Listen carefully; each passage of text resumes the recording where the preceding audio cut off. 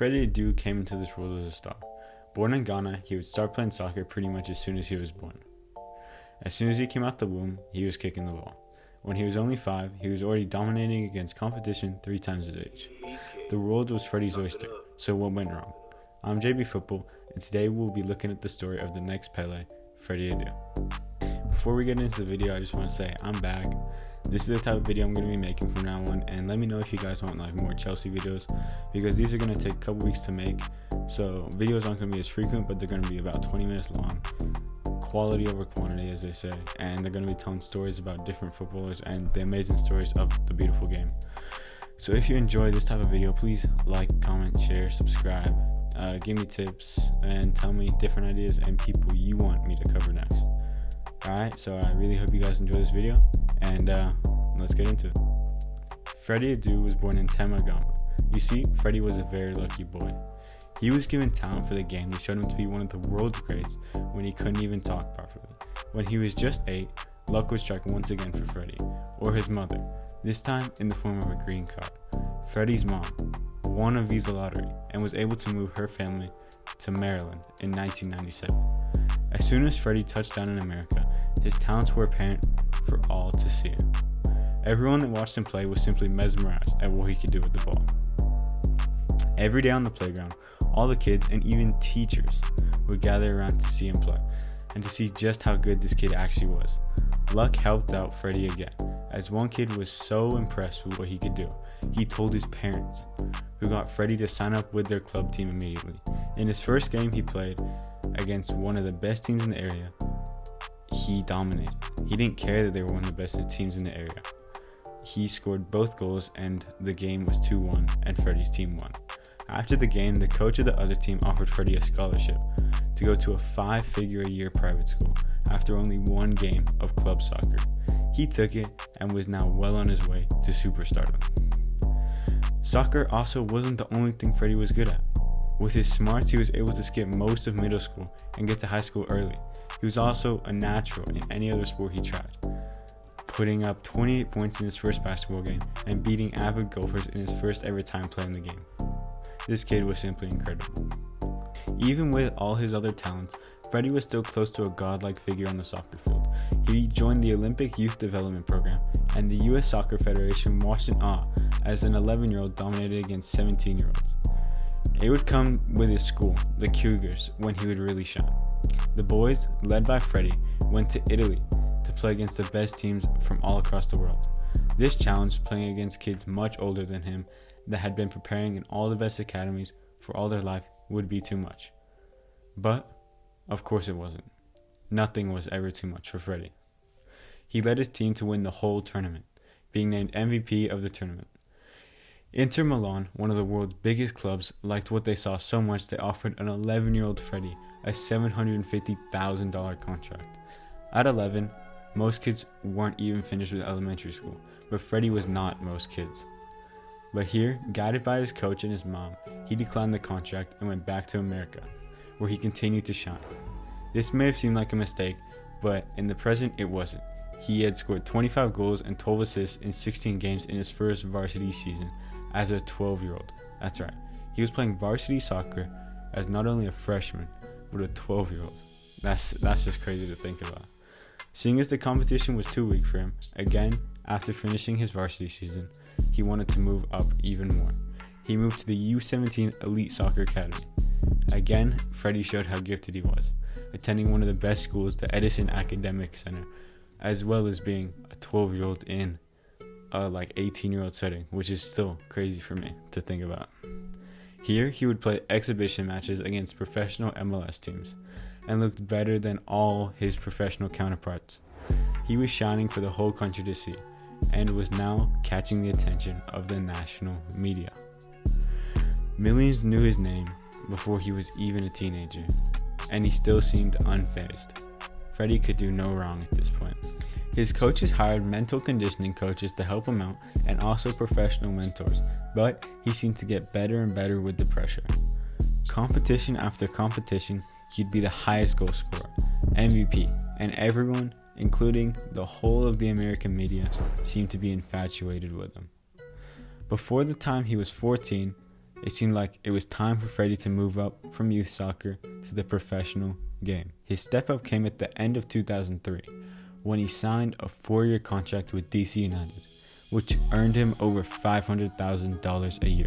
That's right, $500,000 a year as a 14-year-old. That's just simply crazy. I'm 15 right now, and I'm not making a penny. And that just shows the talent level Freddy had. He even snubbed Manchester United, one of the biggest, if not the biggest club in the world, who even offered him a lot more money. He did this because even though he was a superstar, he was grounded and wanted to help out his home team and also stay with his mom. This is when comparisons started to flood in for Freddy. People were now calling him the next Pele, with even the man himself saying Freddy could be the American Pele and would be the person to bring soccer into the mainstream in America. Thousands and thousands of fans from America and all across the world followed him everywhere he went. It was now time. It was time for his professional debut. With much anticipation, it was here. It was April, a nice day. A sold-out arena of more than 24,000 people awaited Freddy at the RFK Stadium. This was the most people that had ever been in the arena. The Wonder Boy was about to get his professional career underway. He did not start, and the coach brought him on in the 61st minute, and he did not offer much to the game and did not affect the result or the game at all. After the game, he did admit that he was extremely nervous, which that's relatable because who wouldn't be nervous in their first game as a professional when they're only 14 years old? Even though it seemed like he would recover, he didn't really, and it did not get much better from there for the start of his professional career. His coach gingerly used him because of fear that the pressure and the bright lights would get too much for him and did not want to expose him to the media because he feared it would crush him. Freddy did not play many minutes and frustratingly complained about his lack of use to the media. But this was handled by his coach, and after this, Freddy seemed to be happy and back on track on his professional career. The second half of the season saw Freddy up his goal contributions and show some of the talent everyone knew he had. He got more minutes and now ended the season with 5 goals and 3 assists.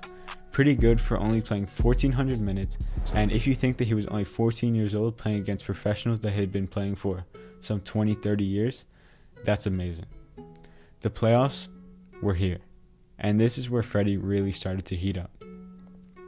He played really well and helped his team beat the Metro Stars, and then against the New England Revolution, he scored the winning goal.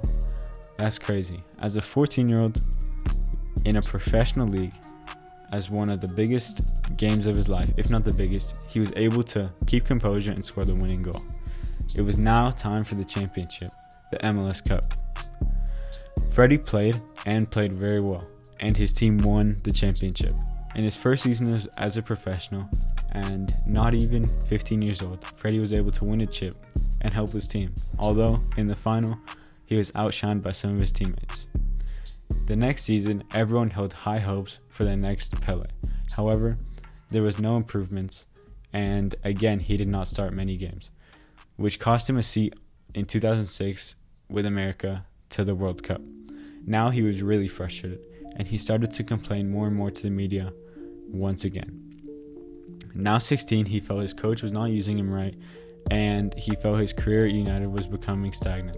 So he decided to have a trial with another United, Manchester United, the people that had come in for him a year before. Sir Alex Ferguson was impressed, but due to age restrictions, he was not allowed to join the first team until he was at least 18. Sir Alex was a great admirer and outlined his plans to snatch him once he was old enough to join, which shows that one of the greatest managers ever saw the potential Freddy had. However, this dream move for Freddy would never come. After repeated frustrations at DC United, he moved to Real Salt Lake. After this move, sadly, Freddy would never be the same. And this is the story we all know, the sad story of his decline. He spent less than a year at Real, but got a great move to one of the largest clubs after this, Benfica.